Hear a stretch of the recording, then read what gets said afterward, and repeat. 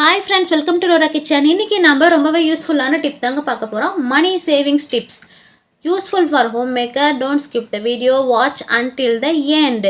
இந்த வீடியோ ரொம்பவே யூஸ்ஃபுல்லான வீடியோ தாங்க. எப்படி நம்ம மணி சேவிங் பண்ணணும் அப்படின்னா, சிறு சேமிப்பு தாங்க. சிறு துளி பெருவெள்ளம்.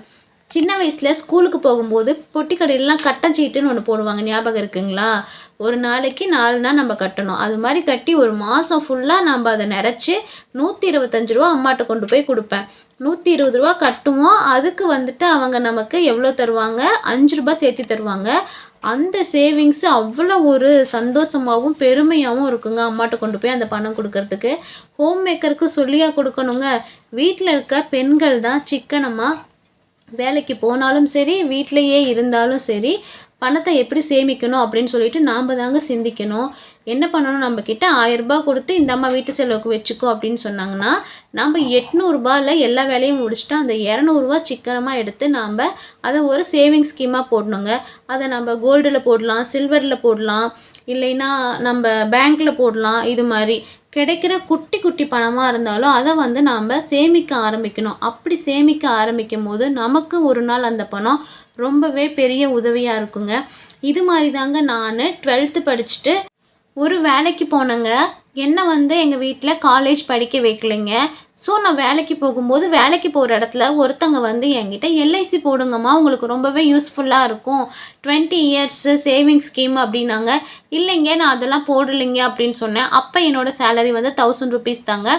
நீங்கள் 220 கட்டுங்க, உங்களுக்கு ரொம்பவே யூஸ்ஃபுல்லாக இருக்கும், உங்கள் ஃப்யூச்சருக்கு இது யூஸ்ஃபுல்லாக இருக்கும் அப்படின்னு சொன்னாங்க. அப்புறம் ஓகே சொல்லிவிட்டு நான் அம்மாட்ட கேட்டேன். அம்மா வந்துட்டு சரிம்மா நீ ஏன் பண்ணுற, அது ஒரு சேவிங்ஸ் தான், நீ போடுறதுனா போட்டுக்கோ அப்படின்னாங்க.